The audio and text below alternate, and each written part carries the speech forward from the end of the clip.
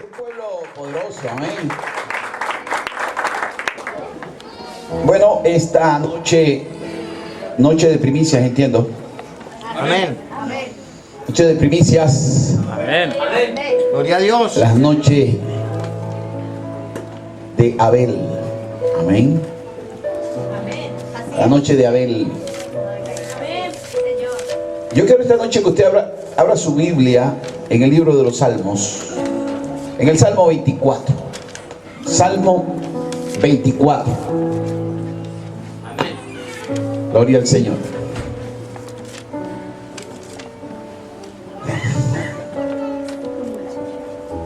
Amén. Al tenerlo, me avisan con un amén. ¿Sí la tienen? Libro de los Salmos, capítulo 24.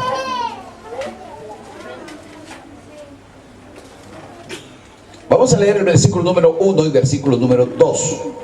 Gloria a Dios. Libro de los Salmos, versículo 1 y 2. Dice la Biblia que es la palabra de Dios. Es un salmo de David que dice: de Yahvé es la tierra y su plenitud, el mundo y los que en él habitan, porque él la fundó sobre los mares y la firmó sobre las corrientes o sobre los ríos.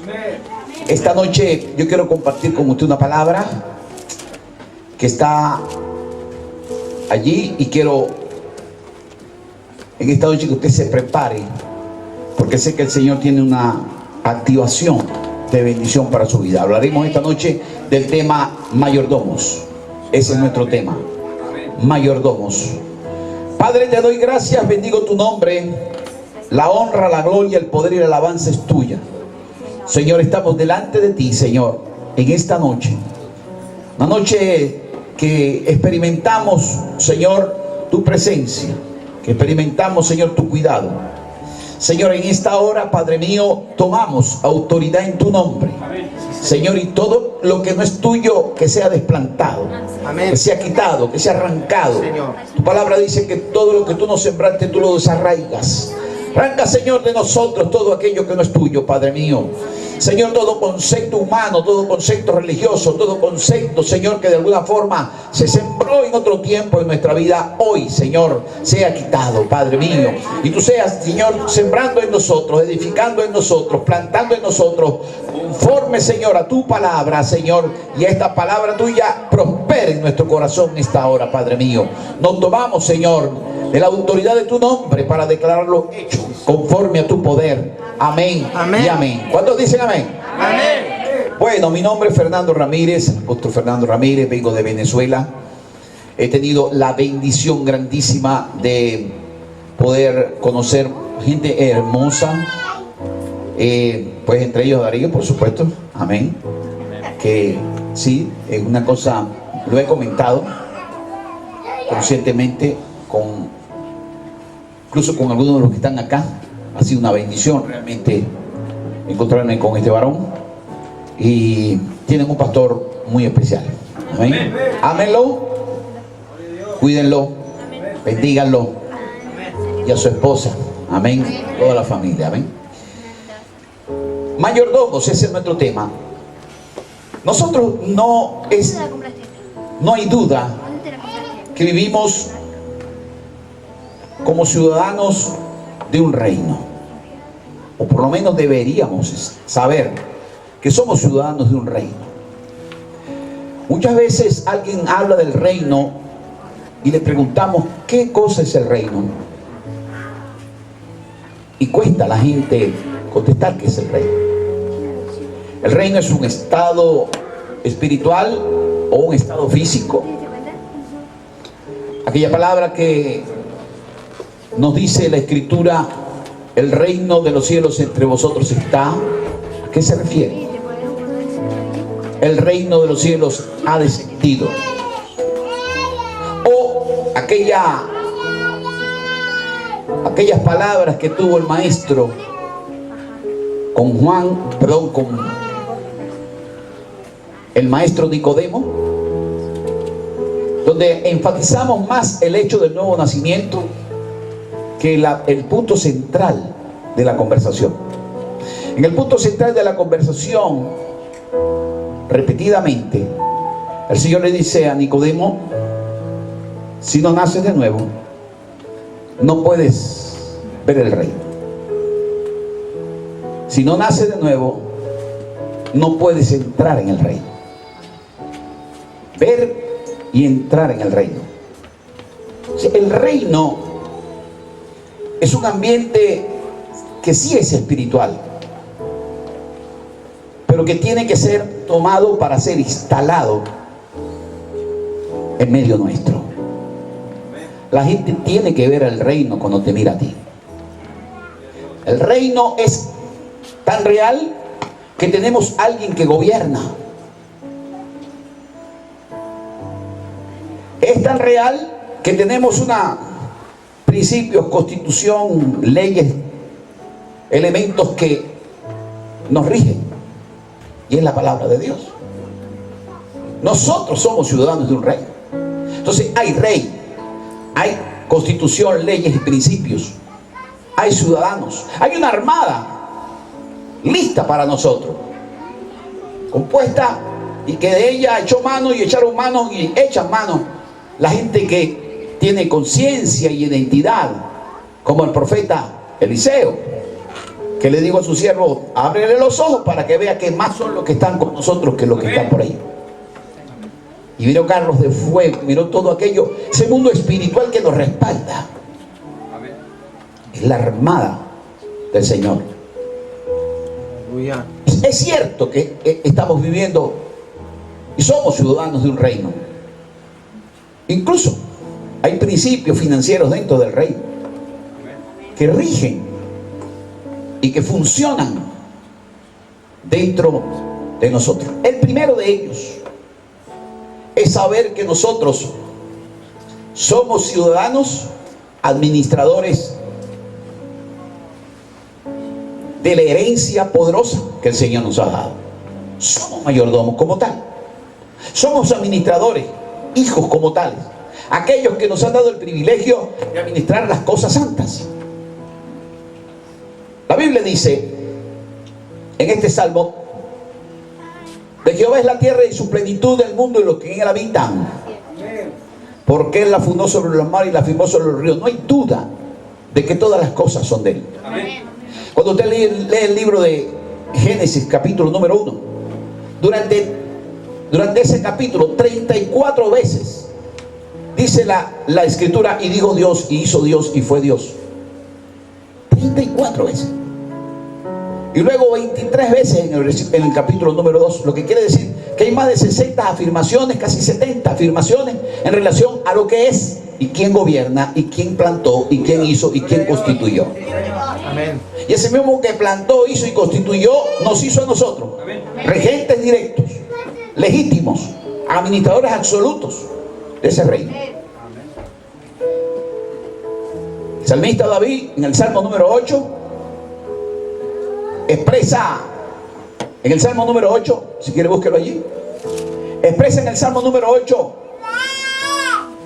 un principio bien lindo, porque el salmista nos va a ubicar en un contexto sin caída. En un contexto sin caída, y dice: oh Jehová, Señor nuestro, cuán glorioso es tu nombre en toda la tierra. Y dice: has puesto tu gloria sobre los cielos. Síguelo, todo. De la boca de los niños y de los que maman fundaste la fortaleza. Luego dice la escritura: a causa de tus enemigos, para hacer callar al enemigo y al vengativo. Cuando veo los cielos, tus cielos, obra de tus dedos, la luna y las estrellas que tú formaste, digo: ¿qué es el hombre para que tengas memoria de él? Y el hijo del hombre para que le visites. Y entonces dice: le has hecho un poco menor que los ángeles y le coronaste de gloria y de honra. ¿De quién nos está hablando? Por Dios. No nos está hablando del hombre caído.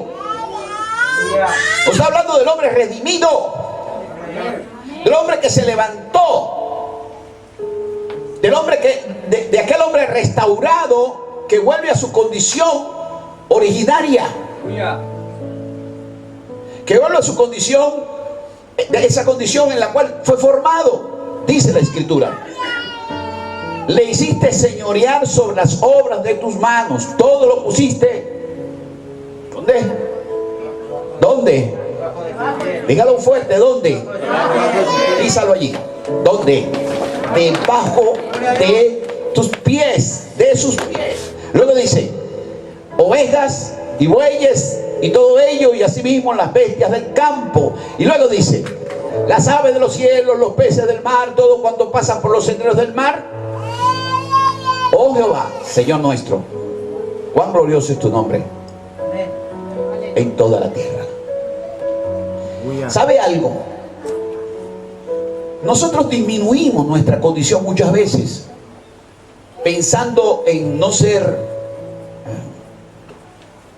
tal vez darnos ínfulas y ser más humildes de lo que debemos ser. La humildad tiene que ser realmente para nosotros un portal en nuestra vida, la humildad. Pero ello no te lleva a ti a poner a un lado lo que el Señor ha hecho por ti, lo que el Señor ha hecho de ti. Eso es sumamente importante. Nosotros debemos administrar nuestra vida como una vida redimida, como una vida a la cual tendremos que dar cuenta. Una vida que prevalezca en el sentido de la santidad. Y el sentido de la santidad está conceptualizado en dos formas: en cómo me imputa santidad la obra del Maestro, de Cristo, y de cómo yo debo apartarme para ser santo para Él. Ahora, santidad no se entiende en otro sentido que no sea apartarse. Él me apartó para Él, y yo me aparto más para Él. Amén. Y yo me aparto aún más para Él. Mi vida tiene que ser un altar, o debe ser un altar, o debe ser presentado en un altar. Ahora, en un altar algo tiene que morir. Aleluya. Un altar no puede permanecer vacío. En un altar algo tiene que morir. Un altar es un lugar de encuentro. Un altar es un lugar de consagración. En un altar vamos para adorar a eso que nosotros tenemos como nuestro supremo Señor. Algunos tienen otros, pero nosotros tenemos al verdadero. Amén. Y en ese altar dice el apóstol Pablo: presentad pues vuestros cuerpos vivos, santos y agradables a Dios, que es vuestro culto racional. Presentad vuestros cuerpos en sacrificio vivo. No está hablando de otra cosa que no sea venir al altar y no vengas con algo que no sea tu propia vida. Aleluya. No vengas con algo que no seas tú mismo.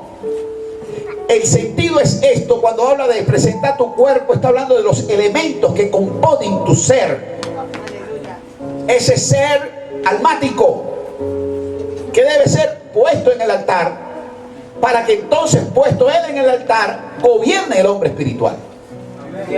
Si nosotros no ponemos el hombre de la carne, del hombre almático en el altar con sus emociones, en el altar con sus capacidades cognitivas, en el altar con sus capacidades de decisiones tomadas, y muchas veces altivas, orgullosas, plenipotenciarias, diciendo: yo soy dueño. Tú no eres dueño de nadie, ni yo tampoco. Yo tengo que venir al altar a poner cada una de esas cosas, para que entonces, no conformándome a este siglo, pueda comprender cuál sea la buena voluntad del Señor, que es agradable y perfecta. ¿Cuántos dicen amén? Amén.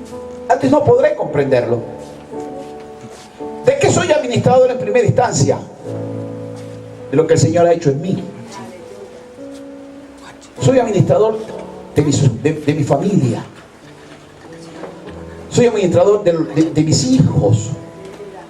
Pero si yo no soy administrador de mí mismo y no puedo ofrecerme a mí mismo, pues sencillamente lo demás no va a funcionar. Y hay una revelación para prosperidad tremenda en esto de la mayordomía. Cuando el Señor le habló a Josué, una de las maneras de prosperar, se la revela el Señor a Josué en el capítulo número 1. En el capítulo número 1, a partir del verso número 2, el Señor le habla a Josué. Capítulo 1, versículo 2 en adelante. Le dice, mi siervo Moisés ha muerto. Levántate y pasa este Jordán, tú y todo el pueblo, a la tierra que yo les doy a los hijos de Israel. Hay una orden, sigue. Yo os he entregado, como lo había dicho a Moisés, todo lugar que pisare la planta de vuestro pie. Sigue. Desde el desierto del Líbano hasta el gran río Éufrates, toda la tierra de los Eteos hasta la gran mar donde se pone el sol, será vuestro territorio. Entregando territorio. Nadie te podrá hacer frente todos los días de tu vida. Como estuve con Moisés, estaré contigo. No te dejaré ni te desampararé. Sigue. Esfuérzate y sé valiente, porque tú repartirás a este pueblo por heredad la tierra a la cual juré a sus padres que daría a ellos. Sigue. Solamente y sé muy valiente para cuidar de hacer conforme a toda la enseñanza, a toda la ley, a toda la Torá que mi siervo Moisés te mandó. No te apartes de ella, ni a diestra ni a siniestra, para que seas, ¿qué? Para que seas prosperado en todas las cosas que emprendas. Sigue.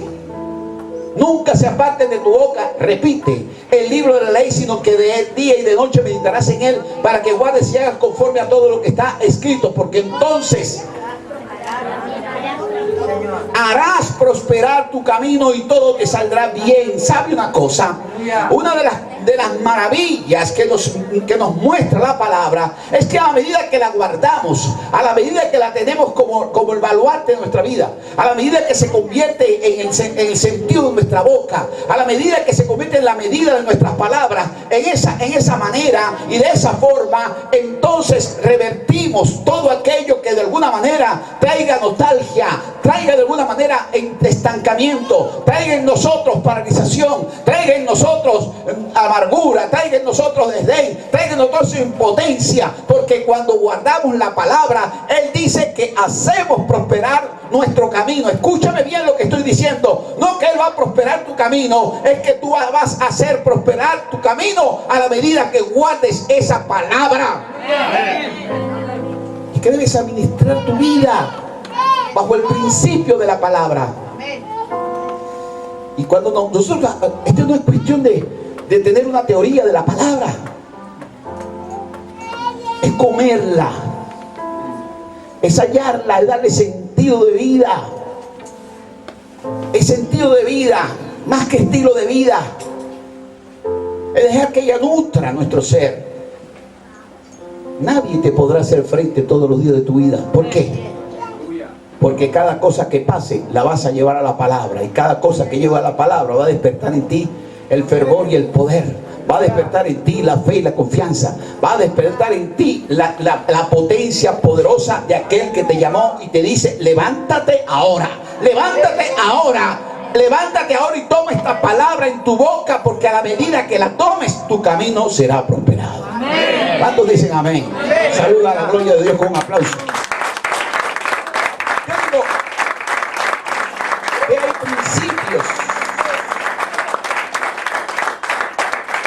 Que hay principios y hay un plan financiero del reino que hace prosperar nuestro camino, y el primero de ellos es saber ser un buen administrador de nuestra propia vida, nuestro tiempo. ¿Cuánto tiempo dedicamos al Señor? ¿Qué tiempo le damos a nuestra vida de contacto con Él? ¿Cuántas veces detengo mi pie del afán para darle a Él el lugar? Para que Él pueda tratar conmigo. ¿Sabe algo? Si el Señor está hurgando en ese aspecto sobre tu vida esta noche, examínate y échale mano a este asunto de dedicar más tiempo a Él, porque entonces harás prosperar tu camino y todo te saldrá. Amén. Amén. Eso es lo primero. Otro aspecto que nos muestra la palabra como principio financiero del reino es saber entender lo que es una ofrenda. es una ofrenda realmente? ¿De qué se trata? ¿Cómo podemos entender lo que realmente es una ofrenda?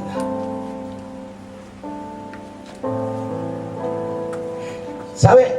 La palabra ofrenda en la transliteración bíblica de la palabra ofrenda viene de la palabra Natán. La palabra Natán. Pero déjeme decirle algo. Cuando nosotros leemos el capítulo 25, versículo número 1 del libro del Éxodo, esa palabra está diciendo: dile a los hijos de Israel que traigan ofrenda para mí. Pero el original dice: dile a los hijos de Israel que traigan ofrenda para ellos. Cosa rara. Los eruditos dicen que esa aplicación solamente es factible si podemos mirarla con su traducción original. Su traducción original es la palabra Natán. Usted dice Neuquén y lo dice Neuquén hacia la derecha, y hacia atrás también dice y Natán también, porque el dar es un asunto que va y viene. El dar es un asunto que es un asunto de dejar ir para que pueda regresar.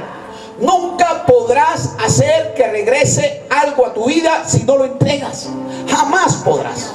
Jamás podrás. Es cuestión del efecto boomerang. Sí, sencillamente al principio quien usa un boomerang no tiene la habilidad y se devuelve y tal vez lo golpea él mismo, pero a la medida que lo practicas, eso vuelve a tu mano y sigue siendo una herramienta de poder en tu mano. El dar es una herramienta de poder en tu mano. La ofrenda es un asunto de herramienta de poder en tu mano para desajustar todo aquello que el enemigo de alguna manera ha logrado incurrir, ha logrado conquistar, ha logrado usurpar en tu vida o en mi vida o en la vida de cualquiera.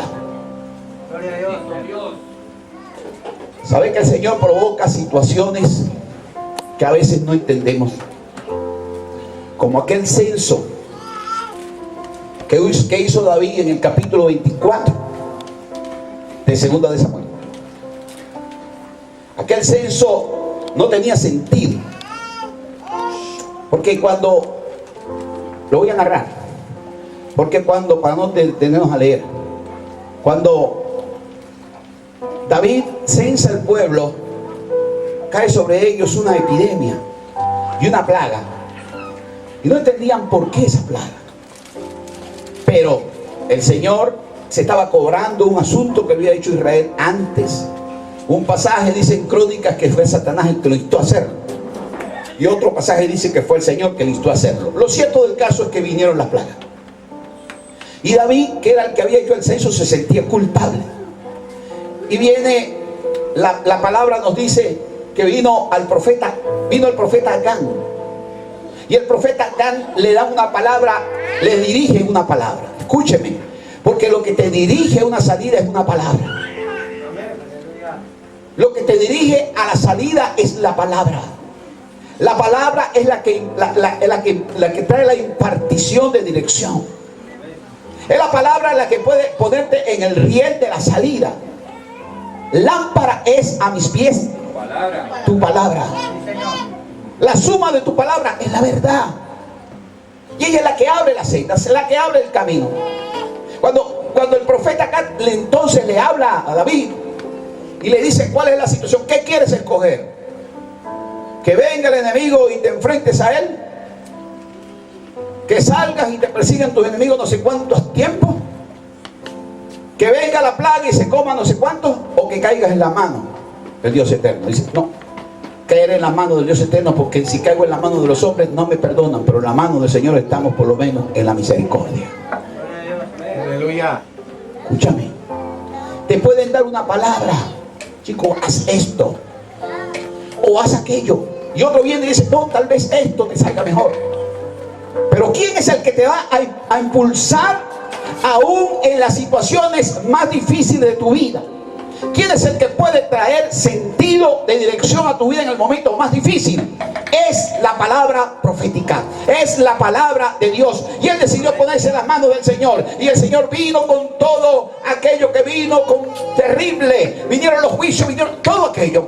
Y tal vez vengan momentos difíciles, momentos amargos. No sé qué tipo de momentos pueda venir, pero sí te digo una garantía y algo te garantizo: si estás en la mano de Él, si has caído sobre la mano de Él, entonces Él hará revertir todo aquello que de alguna manera ha atentado contra tu vida, porque a los que aman a Dios todas las cosas le ayudan a bien.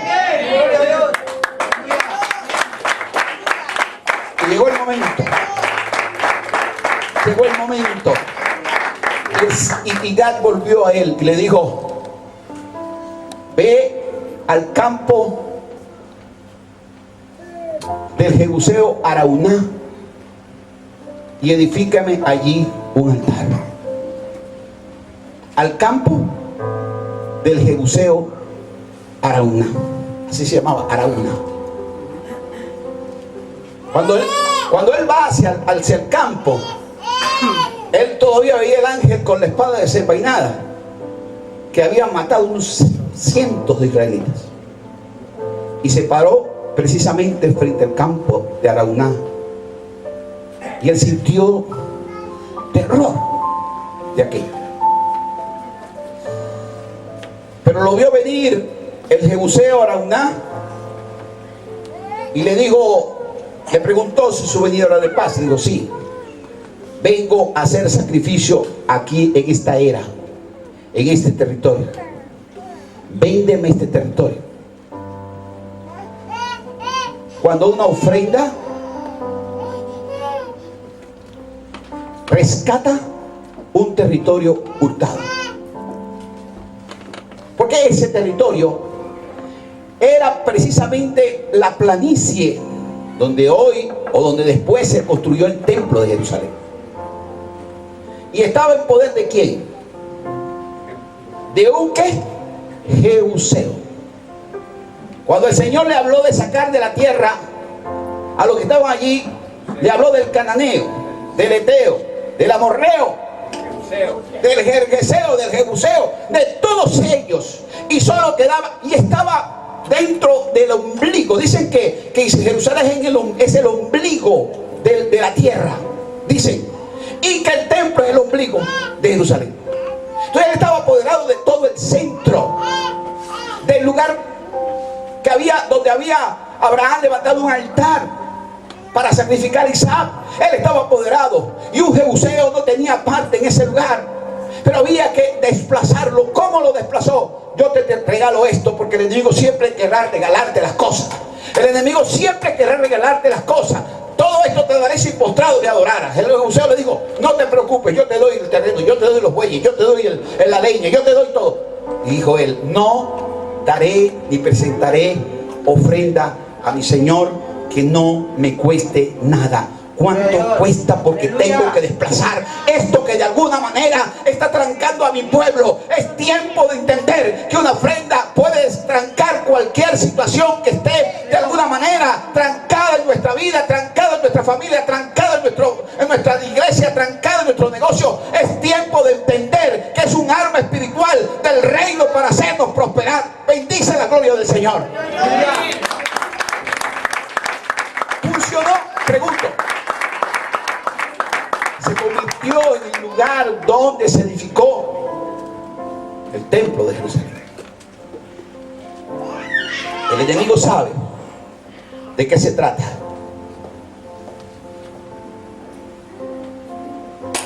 Las primicias son otro elemento dentro de la mayordomía. Cuando se habla de primicias, nosotros muchas veces, yo quiero ir un poquito más allá de lo convencional, porque todo comienza 50 días después del Pesa, de la Pascua. Pesa significa, o Pascua significa pasar por alto. El Señor pasó por alto. El Señor pasó por alto la debilidad de Israel. Pasó por alto su pecado y no los mató, sino que vio la sangre y pasó por alto. Pasó por alto sus debilidades. Pasó por alto sus incapacidades. No estaban listos para salir del desierto, pero Él iría con ellos. Y Él pasa por alto para llevarlos al Sinaí. Para llevarlos al Sinaí. Pero lo que miro yo es que cuando ellos van a celebrar esos 50 días para llegar a la fiesta de lo que conocemos como la fiesta de Shavuot, que significa Pentecostés.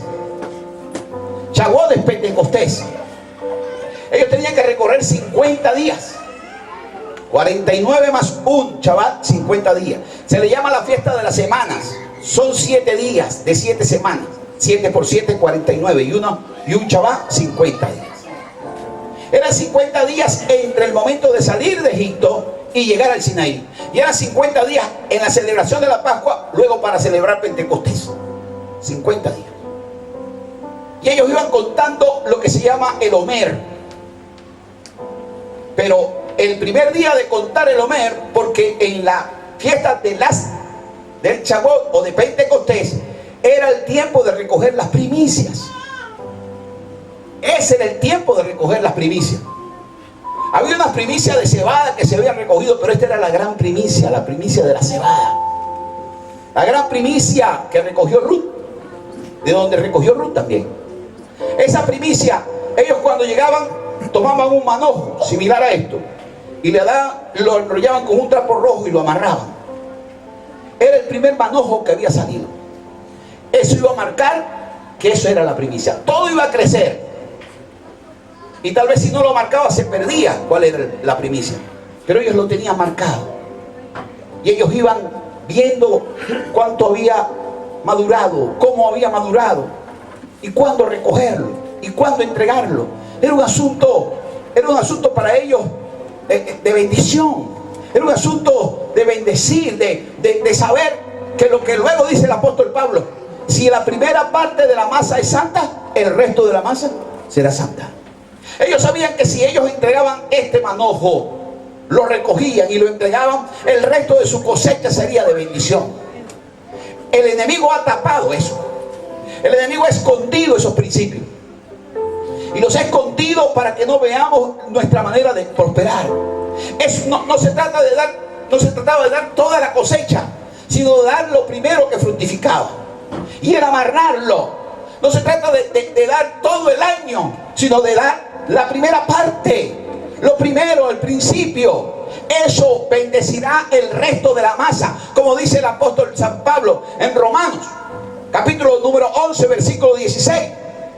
Si el primer pedazo de la masa es santo, el resto de la masa será santo. Cristo es nuestra primicia. Si las primicias son santas, también lo es la masa restante. Si la raíz es santa, también lo son las ramas. Bendita la gloria del Señor. No sé si podemos entenderlo, pero Cristo es nuestra primicia. Él es el primero, Él es santo. El resto somos nosotros, y nosotros también somos santos.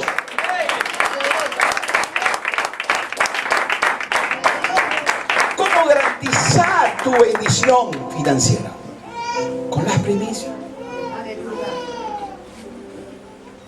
Mire, hermano, es abrir los ojos del entendimiento con revelación y sabiduría, como dice la Escritura. Espíritu de revelación y sabiduría para que se abran los ojos del entendimiento. Si yo lo entiendo desde el punto de vista almático, no lo hago. Pero si viene el espíritu de revelación y sabiduría, se me abren los ojos del entendimiento. Tengo un amigo, Colombia, compró un carro. Es un hombre de éxito, humilde, pero ¿qué éxito tiene? Todo lo que emprenda crece. Es un empresario tremendo, pero humilde. Comenzaron a extorsionarlo. Le quitaban 2 millones de pesos, 6 millones de pesos, 8 millones de pesos. Y un día dijo, ¿qué estoy haciendo? Si tú dices que tú eres mi seguro, ¿sabe? Le dijo a los que lo estaban extorsionando, no me llame más a este teléfono, ni me llame más, porque este teléfono no funcionará más. Lo trancó, le sacó la pila, lo pisó y lo botó. Y dijo, voy a vivir debajo de tus alas, porque dice tu palabra que debajo de tus alas estaré seguro. Voy a comprar un seguro, debajo de tus alas estaré seguro. ¿Sabe qué hizo? Dijo, yo voy a hacer contigo, Señor, yo voy a hacer contigo un plan. Voy a comenzar. Y entonces llamó a aseguradoras a preguntar cuánto era el pago de un seguro, del carro y de la familia. Y le dijeron, ¿sabe qué hizo? El pago de un año de seguro así, fue y lo metió en la cesta de las ofrendas. Y dijo, tú eres mi seguro. Bajo tu sala estaré seguro, aquí está. Y metió la ofrenda allá. Hermano querido, no llamadas, no extorsión, no robo de carro, no de 2 días. Van 4 años y nunca más le llamaron para absolutamente nada. ¿Quién lo hizo? Lo hizo el que compromete estar por nosotros como poderoso gigante. Amén. Lo hizo aquel que dice, cuando pases por las aguas yo estaré contigo, y si por los ríos no te anegarán, cuando pases por el fuego no te quemarás, ni la llama arderá en ti, porque yo soy tu Salvador. ¿Quién lo hizo? Lo hizo aquel que dice que Él camina con nosotros y va con nosotros más allá de nuestros errores. Él va con nosotros. ¿Quién lo hizo? Lo hizo el Señor, que dice en su palabra que Él guardará nuestro camino y lo hará prosperar. ¿Quién lo hizo? Lo hizo Él con su palabra. Bendita la gloria de Dios.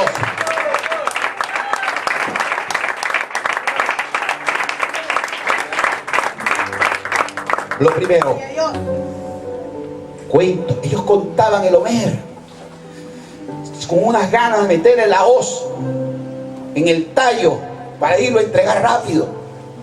Pero luego de 50 días incluso le metían la hoz con cuidadito. Cuando el tallo estaba tierno, la hoz se iba solita y ellos la recogían. Allí iba atada.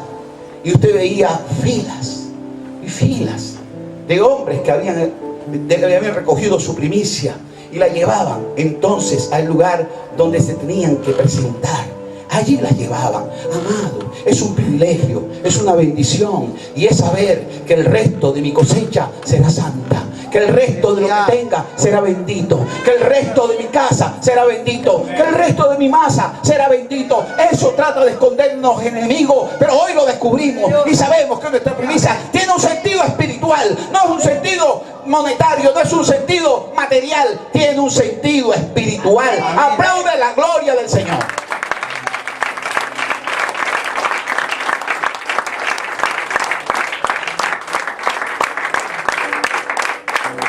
Puedo extenderme mucho. Y hablaríamos en este plan financiero del diezmo. ¿Quién no conoce el diezmo?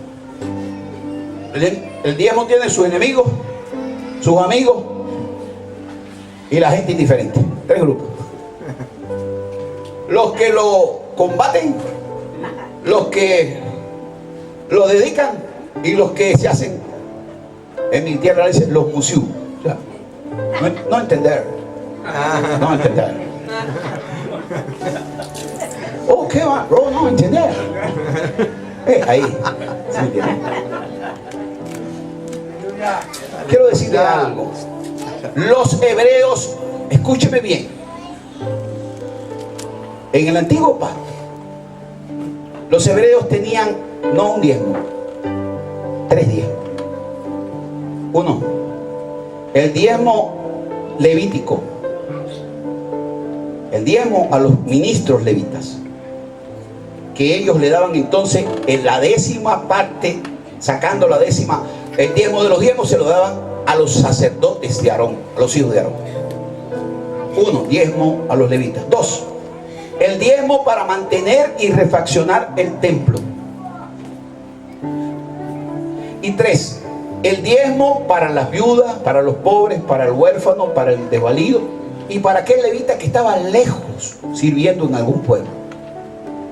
Vean, este diezmo lo daban 2 veces en el templo, y el tercer año el que lo daba lo reservaba ese año para compartirlo con los pobres de su más inmediato, con la gente más inmediata que ellos conocían, y le daban y bendecían de esta forma. Ese es el diezmo. Y muchas veces nosotros tomamos modelo de ese diezmo. Ese no es nuestro diezmo. ¿Por qué? Porque el diezmo dejó de funcionar, como dejaron de funcionar muchas cosas, cuando cesó el templo. Cuando el templo cayó, con él cayó un orden sacerdotal, porque no había donde ministrar. Fueron esparcidos y el orden sacerdotal de Leví desapareció. Ahora, si desapareció el templo y Leví, ¿a quién diezmar? Ya no diezmaron más. Ya no hubo diezmo, ni de refacción, ni de nada. Cayó la vida social de Israel, porque se congregaban alrededor del templo. Ese era su lugar social, su lugar cultural, su lugar donde tenían que juzgar las cosas. Los sacerdotes juzgaban, los sacerdotes examinaban al que tenía la lepra allí. Consultorio médico, era todo. Cayó el templo y con ello cayó todo. Aquí no hay ningún levita, porque el sacerdocio levítico quedó paralizado. Ahora, ¿cuál es el diezmo? La Biblia dice que hay un diezmo patriarcal, que los patriarcas, Abraham lo entregó ¿a quién? A Melquisedec. El diezmo lo entregó Abraham a Melquisedec. Venía de la batalla de Kedorlaomer y venía y se encontró entonces con Melquisedec, rey de Salem, rey de justicia. Rey era la figura de un rey que era rey y también al mismo tiempo era sacerdote. No, era un orden distinto. Ningún levita podía ser rey y cumplir funciones de rey, y ningún rey podía ser y cumplir funciones levíticas. Pero este era un distinto, y le entregó entonces los diezmos de todo. Él le puso pan y vino, le sirvió la mesa, le ministró. El pan y el vino tienen un sentido espiritual, y usted sabe. Amén. El pan y el vino tienen un sentido de el hatmatzó, que es el pan que brota de la tierra, el hatmatzó. Cuando lo comes, el hatmatzó bendecido, entonces eso va a garantizar tu provisión. Y el vino va a garantizar tu nivel de vida espiritual. Esas dos cosas. Él entregó aquello y le dio el diezmo de todo. Cuando viene el Hijo de Dios, que es nuestro Redentor, Él viene no por un orden sacerdotal levítico.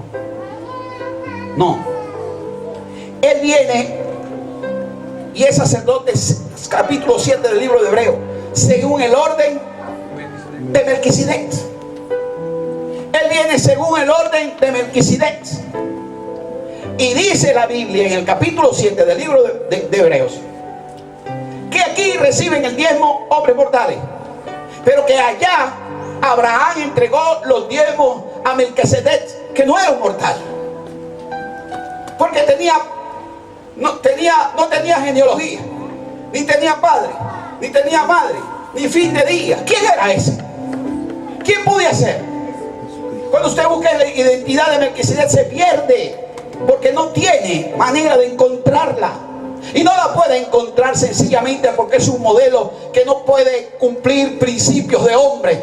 Es aquel que vino para mostrarse y para mostrarnos proféticamente lo que sería nuestro ministerio. Él es según el orden de Melquisedec. Él tiene un orden sacerdotal. Él tiene un orden porque él mismo, dice la Escritura, que subió a lo alto, dio dones a los hombres, repartió dones a los hombres, y él constituyó, escúcheme bien esto, con cuidado. Y Él constituyó a unos apóstoles, a otros profetas, a otros evangelistas, a otros pastores y maestros, a fin de perfeccionar a los santos para la obra del ministerio. Ese ministerio no es un ministerio levítico, es un ministerio que viene de las raíces de la obra de Cristo, de las raíces de la cruz, de las raíces de la redención, del orden de Melquisedec. De ahí venimos nosotros. Por lo tanto, es activo el diezmo hoy en día, porque nosotros diezmamos conforme a lo que hizo Abraham y no conforme a lo que hizo el pueblo de Israel. Aplauda la gloria del Señor. Ellos no tienen templo. Nosotros somos templo del Espíritu Santo. Ellos no tienen templo, pero nosotros somos templo del Espíritu Santo. Aleluya. No hay manera de debatir. No hay manera de poner a un lado esto. Si sigues trayendo los diezmos al alfolí, Él seguirá reprendiendo por ti al devorador. Aleluya. Y abrirá las ventanas de los cielos hasta que sobre y abunde. Aplaude su gloria.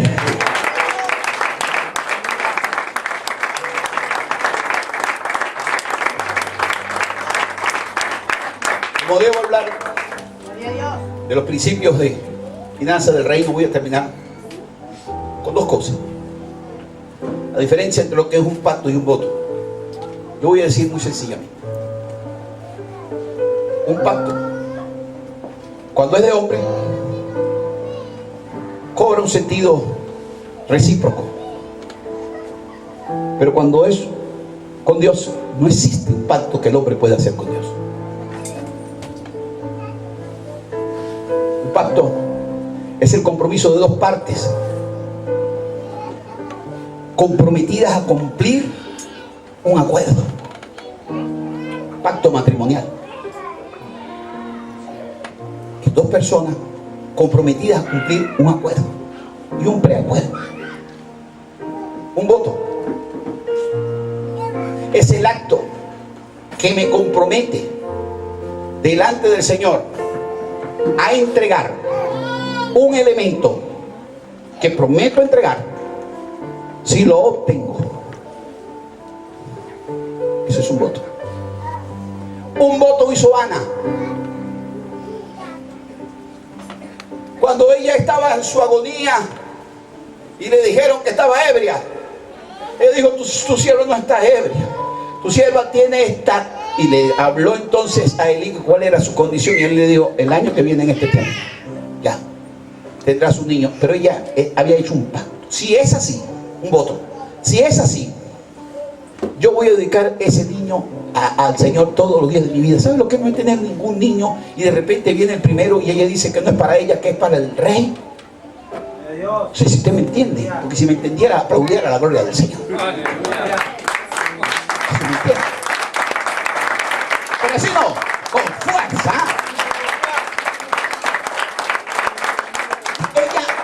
Ella definitivamente no era normal.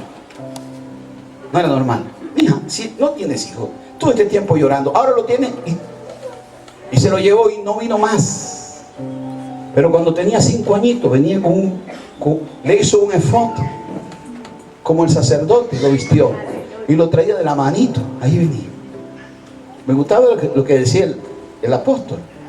No es pedir la bendición sobre ellos, no. Es entregarse al rey. Aleluya. Y ahí lo traía de la manito. Y Samuelito no conocía más nadie sino su mami. Pero su mami lo había instruido en lo que él sería. Así que cuando se quedó en el templo, Samuelito le decía: chao la mami. Chao la mami. Y la mami, con el corazón destrozado, también levantaba la mano diciendo: es mi voto, Señor. Es de lo que me desprendo. Es mi vida, es mi voto. Mi voto.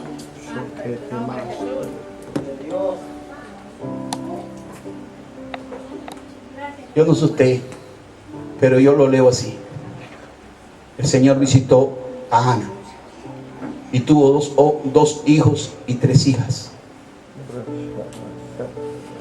No dice: y tuvo Ana un hijo Y luego la volvió a visitar el Señor y tuvo otro hijo. Y luego tuvo otro. Dijo, la visitó el Señor y tuvo 2 hijos y 3 hijas. Tuvo quintillizos tuvo.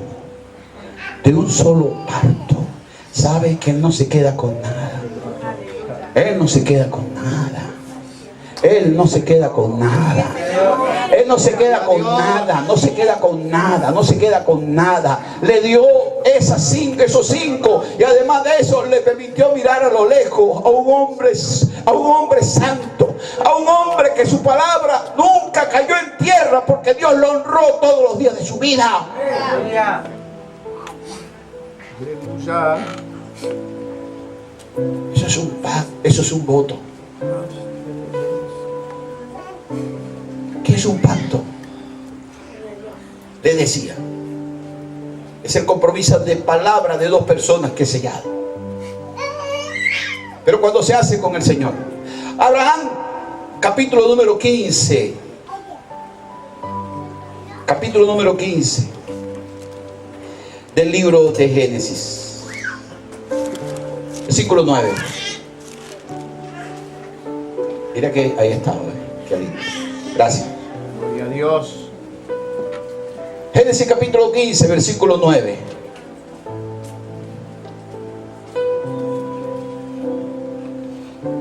El Señor le dice a Abraham, él está hablando, le dice, Señor, ¿y cómo conoceré que tú me darás hijos?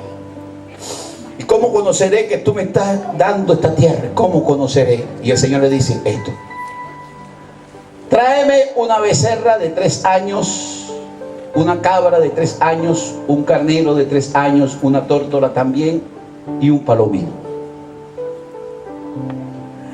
Hermano, lo que nosotros tenemos no es lo que recibimos, es lo que entregamos. Amén. Lo que nosotros tenemos no es lo que recibimos, es lo que entregamos. Porque tuve hambre y me diste, tuve sed, tuve frío, tuve preso, todo lo que hizo. Porque el Señor no te va a decir lo que te dieron, sino lo que hiciste. Lo que te va a sellar, lo que te va a acompañar toda la vida, no es lo que has recibido, es lo que has entregado. Eso es lo que has entregado. Por eso dice que más bienaventurado es dar que recibir. Amén. Por eso. Miren, y tráeme eso. ¿Qué le hacía falta al Señor? Una becerra de 3 años, una cabra. ¿Qué le hacía falta? No le hace falta eso. ¿O sí? Pásala. Y dice, y tomó él todo esto. Obediencia. Amén. Santo, dije obediencia. Obediencia. Y lo partió por la mitad, y puso cada mitad enfrente una de la otra, mas no partió las aves porque no era la costumbre. Pero los animales grandes los partió. ¿Por qué? ¿Por qué partió los animales? ¿Cuál es ese principio de pacto? Cuando 2 hombres compartían el pacto, entonces esos animales también los abrían. Y las personas caminaban con los animales recién sacrificados por el medio de ellos, y ellos todavía estaban abiertos y temblando, y se salpicaban de sangre. Uno pasaba hacia allá y otro pasaba hacia acá, y ambos eran sellados por la sangre, y estaban diciendo, si no cumplimos el pacto, que nos pasen como estos animales. Ese era el sentido. Si no cumplimos, que nos pasen como estos animales. Pásalo. Y descendían las aves de rapiña sobre los cuerpos muertos, y Abraham las ahuyentaba. Entonces el Señor se tardó en venir. Ay, ¿cuántos están esperando algo en el Señor? Espanta los, no sé cómo se dicen aquí, los amuros, el agua de rapiña. ¿Cómo se llama? Tú tienes que espantar los buitres. Sácate la camisa o lo que sea, pero comienza a espantarlo. Tú tienes que espantar las aves de rapiña sobre lo que le estás ofreciendo al Señor. Espántalo, no dejes que te lo lleven. Resulta que decidiste abrir eso y ponerlo para el Señor. No permitas que las aves de rapiña que vienen a decirte, no tienes que gastarlo en aquello, tienes que hacer aquello, tienes que hacer esto. No lo dejes, no dejes que ellos te lo tomen. Tú espanta todo aquello que quiera venir a arrancarte el principio de tu pacto. Tú no sabes cómo va a terminar esto, pero sí sabes que va a terminar bien, porque el Señor siempre llega preciso y a tiempo. Pásala. Más. Todo esto. Los pactos se hacían en la mañana temprano. En la mañana temprano, y ya caía el sol. Y sobrecogió a Abraham el sueño y lo recogió un temor y una grande oscuridad que cayó sobre él. La espera ha sido larga. Pudo superar los buitres, pudo superar las aves de rapiña, podrá superar sus temores internos. Superó los ataques del enemigo, temores. Podrá superar sus temores, el temor de una gran oscuridad, de una soledad, de decir, no tengo hijo, no tengo a nadie, solo Eliezer. Pásalo. Entonces, santo es el Señor. Entonces Jehová dijo a Abraham, ten por cierto que tu descendencia morará en tierra ajena y será esclava allí y será oprimida 400 años.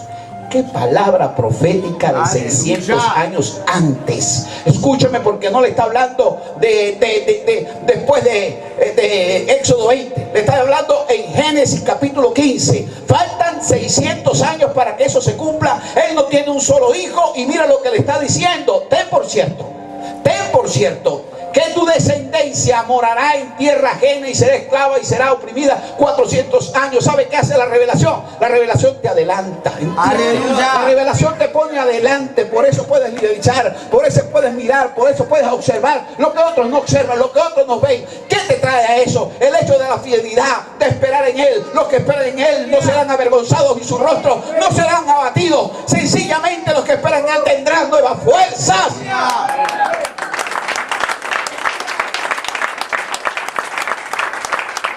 Pásalo al 17. Al 17. Dios. Sucedió que puesto el sol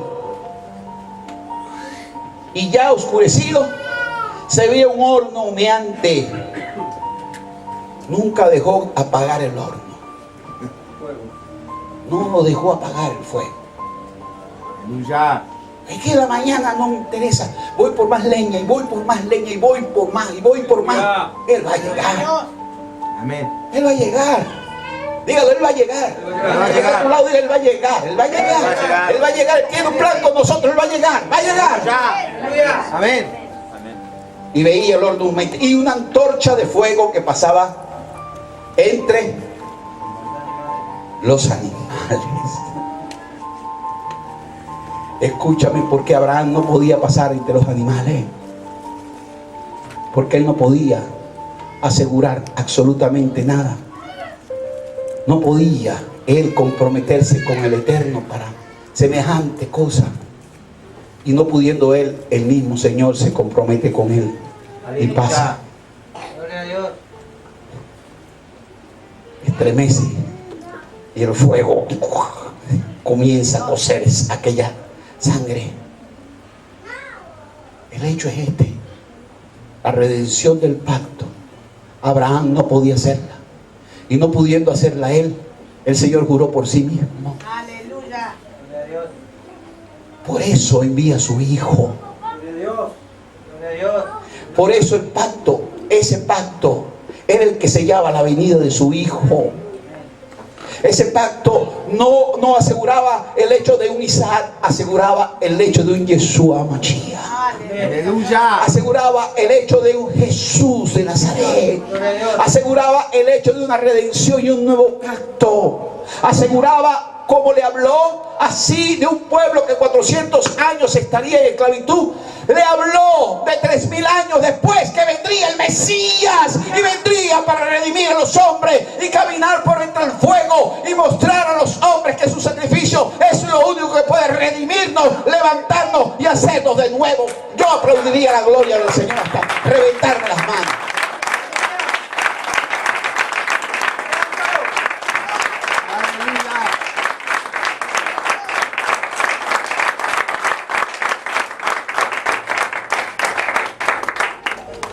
Pero, ¿cuál es la ofrenda que Él quiere?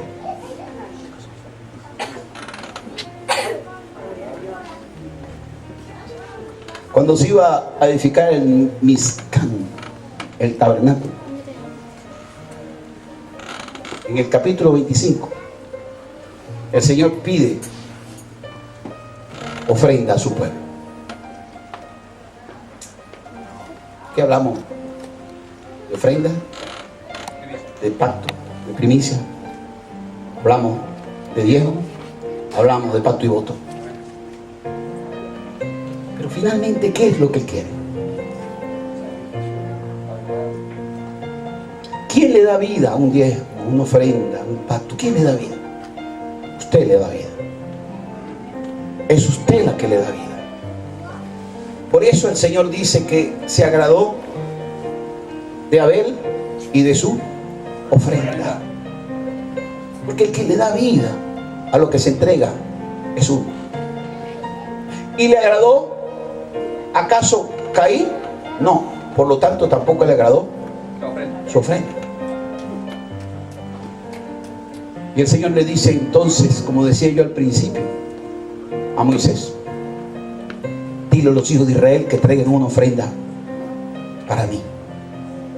Pero era para ellos, porque es Natán. Va bien. Y dice que la ofrenda debía ser ¿qué?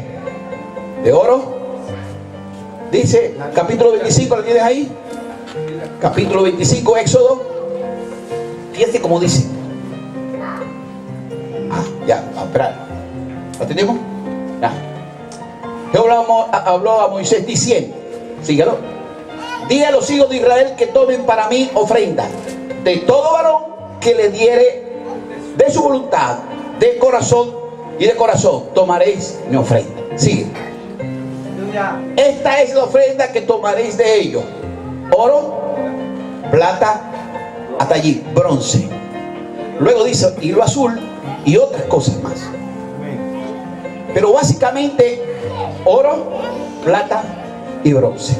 Para llegar a la mesa de las primicias, ojo, aló, présteme atención. Para llegar al lugar de las primicias, al día 50 que se celebraba la primicia, ellos debían llegar al Sinaí. Cuando llegaron al Sinaí, después de traspasar todos los inconvenientes, llegaron a un lugar que era terrorífico, el Sinaí. Habían voces, relámpagos, centellas, oscuridad, truenos. Y decía Moisés: cuán terrible es este lugar, no lo puedo resistir. Decía Moisés.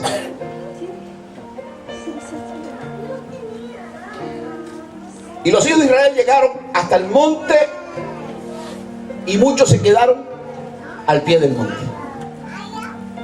Otros subieron hasta la mitad del monte y otros subieron hasta el lugar más alto del monte.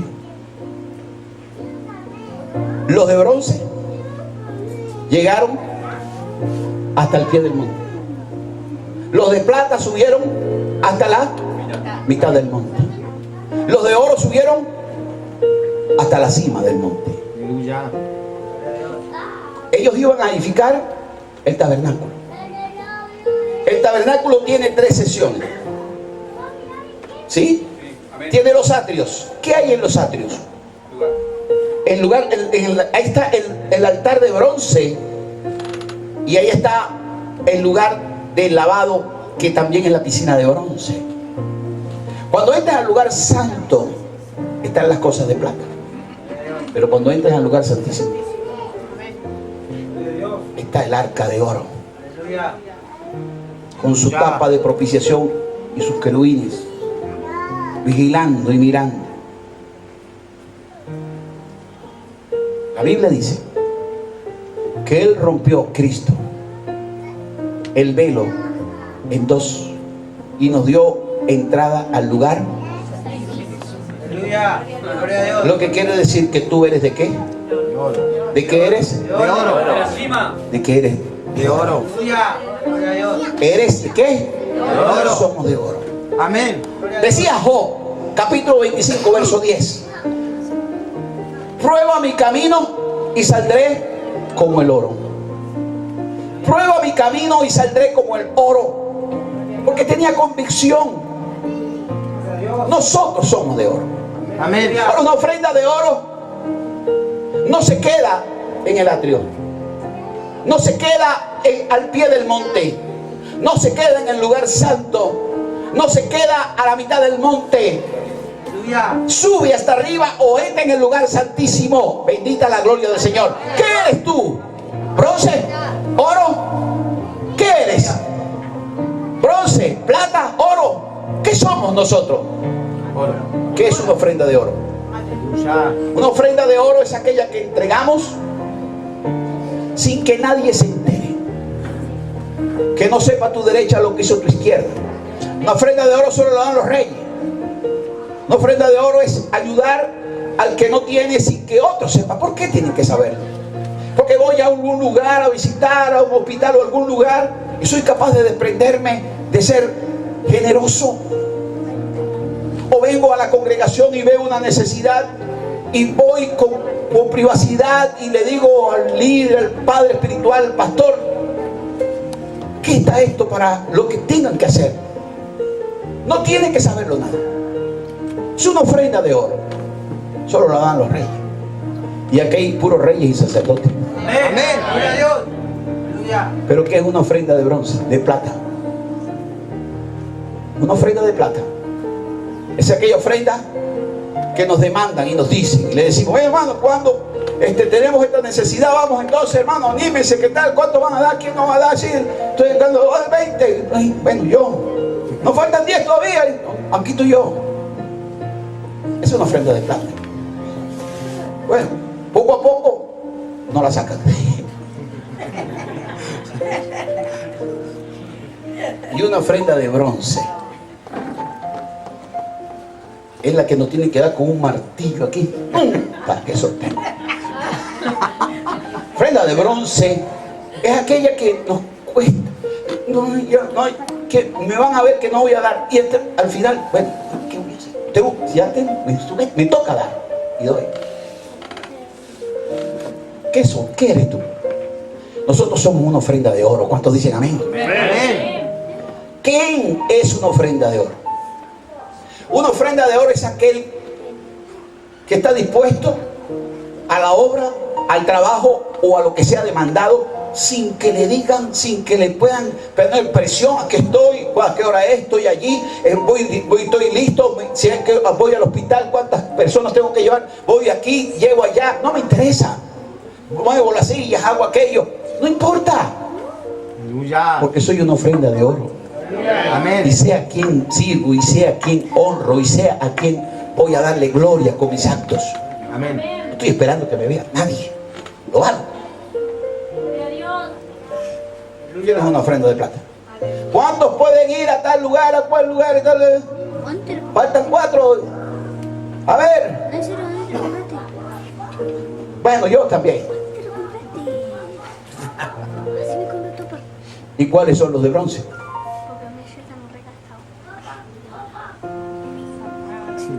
Tienen una situación y no ven dónde esconderse para ver si no lo llaman a ellos.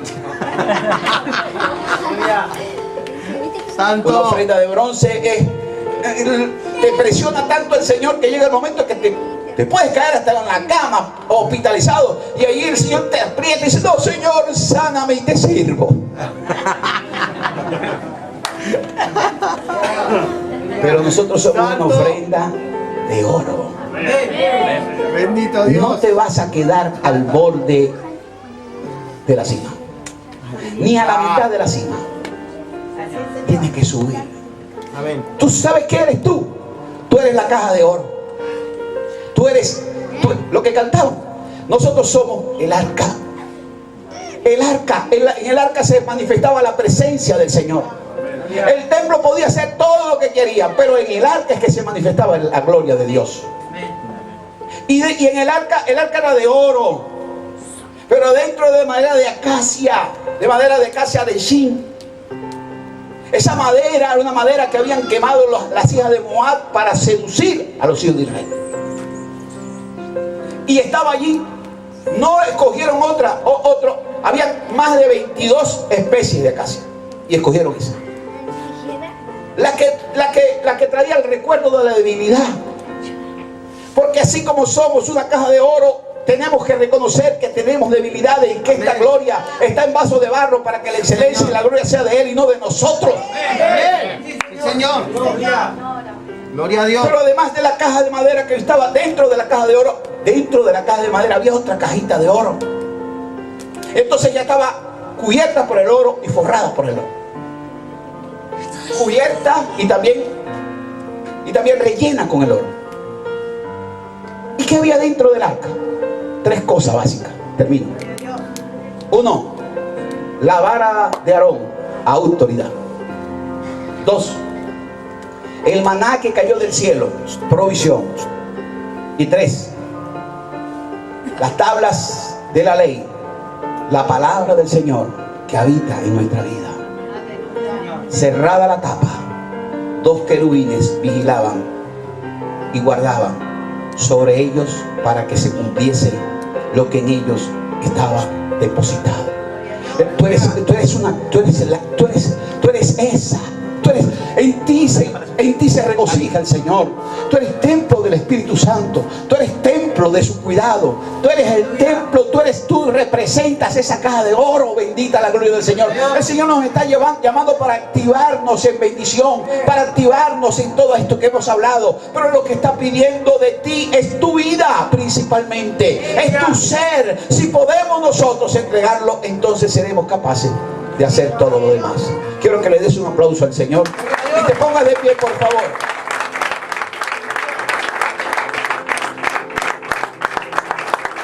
Acéptame como ofrenda de amor, como un sacrificio agradable en tu honor, grato perfume. Yo quiero ser, Señor. Vengan los músicos, vamos a hacerlo.